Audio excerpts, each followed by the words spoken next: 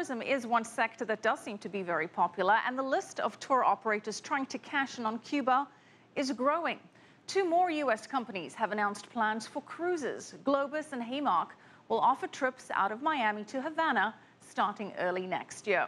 Traditional cruises and general leisure travel from the U.S. to Cuba are still prohibited, but these new ventures will be classed as, quote, people-to-people exchanges, and those are allowed under the embargo.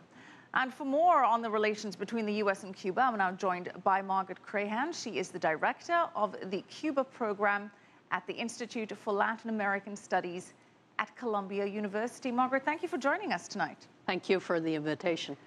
Big day on Monday, July 20th. Indeed. Both countries are set to reestablish diplomatic ties for the first time since 1959. Meg, you've been following Cuba for a very, very long time.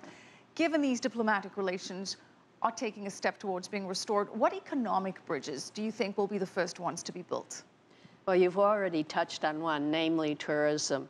Although the U.S. embargo on Cuba prohibits individual U.S. citizens from going to Cuba as tourism, although there are a fair number of people who in the last few years have violated that, they are expecting, the Cuban government and the Cuban people are expecting that there will be a considerable increase in tourism from the United States under the rubric of, as you mentioned, people-to-people exchanges. Right.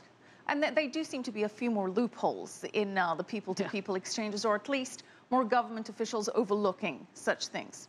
Yes, I think quite a few of the groups going down under the people-to-people rubric are indeed going down actually for tourism. Right. Well, Raul Castro, in a speech to the National Assembly, he said that for normal relations to resume, the U.S. embargo on Cuba would have to be lifted.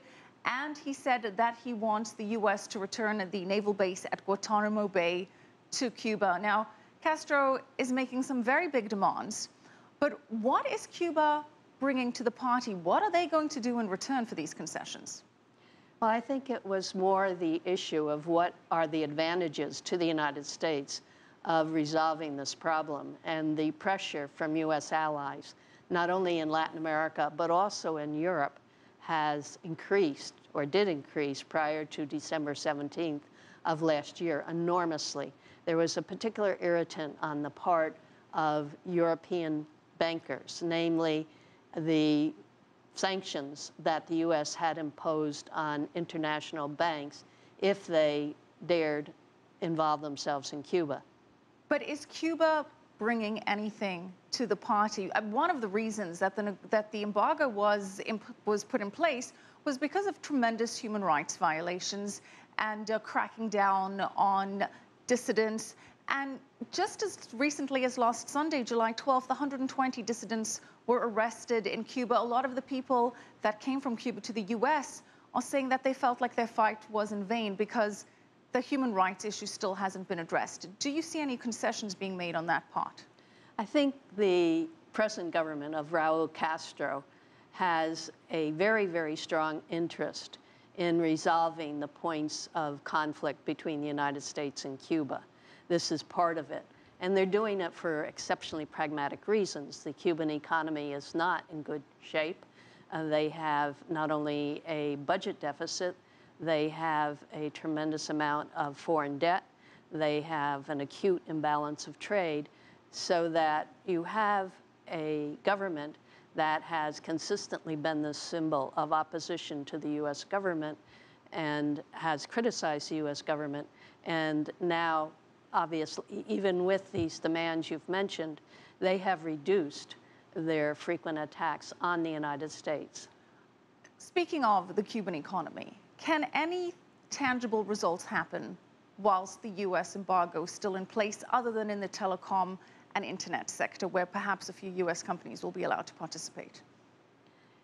Some, but I think you're absolutely correct that they will be limited by the existence of the embargo, which prohibits all U.S. foreign investment in the state sector.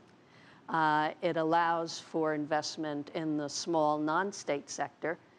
And that's where we have seen those remittances come into play. There's been a tremendous increase in remittances under the Obama administration. Western Union says it has a network of 420 offices around Cuba. the remittances are projected to hit 3.9 billion in this year. Yes. How are those remittances being used towards private enterprises? Well, a very substantial proportion of the non-state sector enterprises are used to begin small businesses. And because there is a lack of investment from abroad, and quite frankly, small businesses are not what foreign investors look to. So that most of the money comes from either family savings in Cuba or remittances or a combination of the two.